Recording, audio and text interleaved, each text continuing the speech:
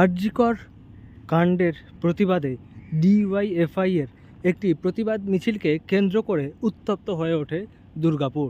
DYFI কর্মীদের উপর হামলা চালানো হয় বলে অভিযোগ। বামেদের অভিযোগ, তৃণমূলের একটি মিছিল থেকেই তাদের উপর হামলা চালানো হয়। একই সঙ্গে বোমাবাজি হয়েছে বলেও অভিযোগ ওঠে। হামলা চালানো হয় বামেদের দলীয় কার্যালয় বিমল দাশগুপ্ত ভবনে।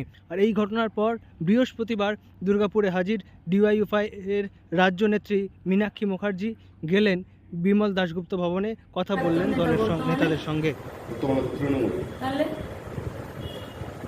উনি তো ছিলেন, হ্যাঁ ছিলেন,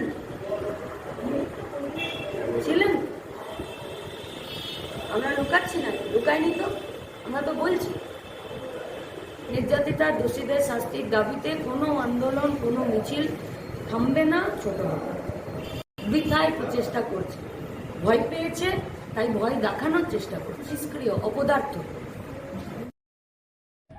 মীনাক্ষী দেবী এদিন দুর্গাপুরে বিমল দাশগুপ্ত ভবনে গিয়ে পুরো ঘটনার বিস্তারিত শোনেন এবং এই ঘটনায় পুলিশি নিষ্ক্রিয়তার অভিযোগ তোলেন তিনি এবং একই সঙ্গে তিনি বলে দেন যে যেভাবে প্রতিবাদ চলছে আরজিকর কাণ্ডের প্রতিবাদে, সেই প্রতিবাদ চলবে। এবং একই দিনে এদিন আসানসোলেও বামেদের তরফ থেকে একটি অবস্থান বিক্ষোভের আয়োজন করা হয়েছিল, সেখানেও হাজির হন এই বাম নেত্রী মীনাক্ষী মুখার্জি এবং সেখান থেকেও আরজিকর কাণ্ডের প্রতিবাদ এবং আরজিকর কাণ্ডে দোষীদের দ্রুত শাস্তি দেওয়ার দাবি তোলেন তিনি। এবং পাশাপাশি পুলিশের নিষ্ক্রিয়তা নিয়ে বারবার অভিযোগ শোনা গিয়েছে মীনাক্ষী মুখার্জির গলায়। আরজিকর থেকেই এখন দার্জিলিং পর্যন্ত যা ঘটনা ঘটছে, কোন পুলিশ নিজেদের দায় অস্বীকার করবে? এই রাজ্যের কলকাতা হোক আর দার্জিলিং। উল্লেখ্য, দুর্গাপুরে আরজিকর কাণ্ডের প্রতিবাদে ডিওয়াইএফআই যে মিছিল আয়োজন করেছিল বুধবার বিকেলের দিকে, সেই ঘটনাকে কেন্দ্র করেই চরমভাবে উত্তপ্ত হয়ে ওঠে দুর্গাপুরের সিটি সেন্টার এলাকা। বোমাবাজি হয় বলে অভিযোগ।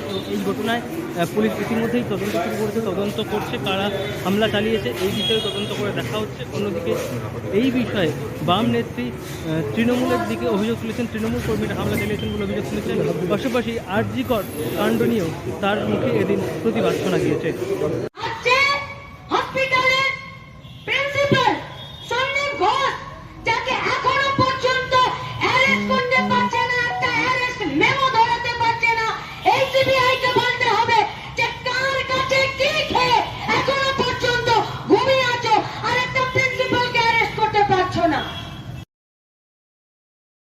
আসানসোল ও দুর্গাপুর থেকে নয়ন ঘোষের রিপোর্ট, লোকাল 18 বাংলা।